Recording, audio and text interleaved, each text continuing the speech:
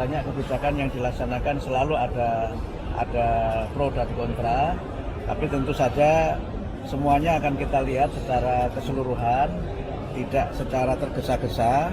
Karena itu saya dalam beberapa saat ini nanti akan minta masukan dari berbagai pihak, baik dari kalangan pemerintah daerah, dari masyarakat yang menyelenggarakan pendidikan, maupun dari rekan-rekan wartawan, teman-teman masyarakat bisa menyampaikan aspirasinya.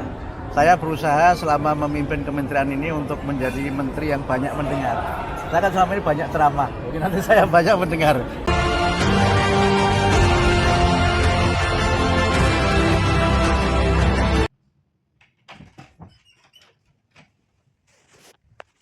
Karena guru ini kan kategorinya ada yang memang guru yang sudah ASN, yang dia adalah PNS, ada juga SM yang P3K, dan juga ada mereka guru-guru honorer, baik yang mengajar di sekolah-sekolah negeri maupun yang mengajar di sekolah swasta.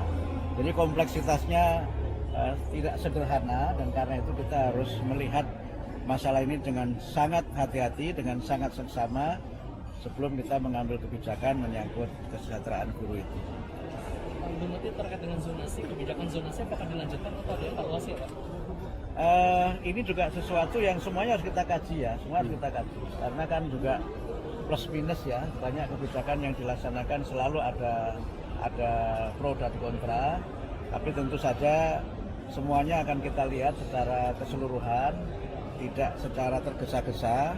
Karena itu saya dalam beberapa saat ini nanti akan minta masukan dari berbagai pihak, baik dari kalangan pemerintah daerah, dari masyarakat yang menyelenggarakan pendidikan, maupun dari rekan-rekan wartawan, teman-teman masyarakat bisa menyampaikan aspirasinya. Saya berusaha selama memimpin kementerian ini untuk menjadi menteri yang banyak mendengar. Saya kan selama ini banyak ceramah, jadi nanti saya banyak mendengar, tidak banyak ceramah. Perpanjangan pendidikan ada wajib belajar 13 tahun. Nah, dengan ada pendidikan Kementerian Pendidikan Dasar Khusus itu tuh apa sih target dari pendidikan dasar kita?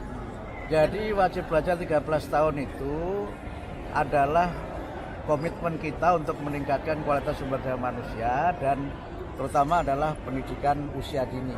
Jadi 13 tahunnya bukan menjadi kelas 13, tetapi prasekolah itu akan menjadi perhatian, dan itu juga yang memang menjadi fondasi untuk pendidikan di tanah air kita ini.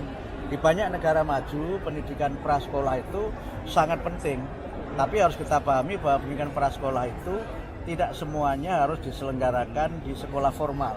Kita kan punya lembaga pendidikan informal dan lembaga pendidikan non formal, sehingga kita mendorong untuk ada kemitraan strategis dengan masyarakat sebagai penyelenggara pendidikan.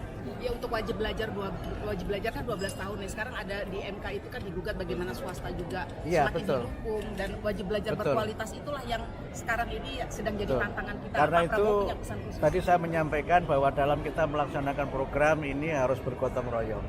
Pemerintah tidak bisa bekerja sendirian tanpa dukungan masyarakat. Dan oleh karena itu maka partisipasi masyarakat itu sangat kita perlukan. Saya berusaha untuk bagaimana dalam kesempatan ini menjadikan pendidikan ini sebagai gerakan gerakan pencerdasan yang inklusif, partisipatif, dan juga adaptif.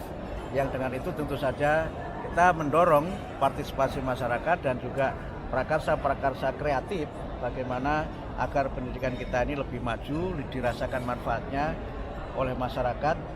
Dan satu hal yang saya kira menjadi komitmen kita juga menuntaskan kesempatan belajar, sehingga mereka yang selama ini tidak bisa melanjutkan pendidikan, bisa karena tempat tinggalnya, bisa karena keadaannya, bisa keadaan fisiknya, bisa juga karena faktor-faktor lain. Ini mudah-mudahan bisa kita layani semua, karena itu adalah kewajiban konstitusional pemerintah kepada masyarakat, karena setiap warga negara itu berhak untuk mendapatkan pendidikan yang bermutu.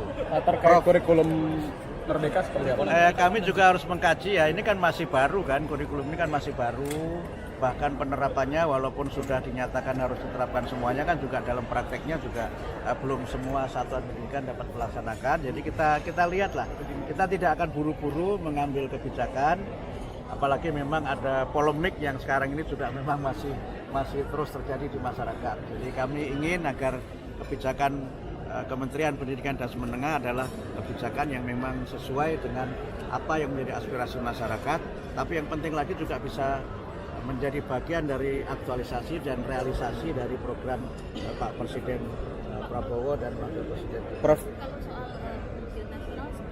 Sama juga. Jadi soal ujian nasional, soal zonasi, kurikulum merdeka, apalagi ya yang sekarang masih menjadi perdebatan, nanti kita lihat semuanya secara sangat seksama dan kami akan sangat berhati-hati. Saya belum sampai pada keputusan itu. Intinya kami ingin mendengar dulu. Kami ingin mendengar dari internal, juga ingin mendengar dari para pakar, juga dari masyarakat sebagai penyelenggara pendidikan dan juga masyarakat sebagai pengguna jasa layanan pendidikan. ada yang Itu diprioritaskan untuk dievaluasi dalam waktu dekat nggak, Prof? Belum. Kita harus mengkaji dulu karena kan ini sudah di akhir tahun anggaran ya. Tapi kita mencoba melihat quick win yang menjadi garis besar dari pemerintahan Pak Prabowo itu yang nanti akan kita prioritaskan. Jadi kami follow on apa yang menjadi kebijakan dari Presiden.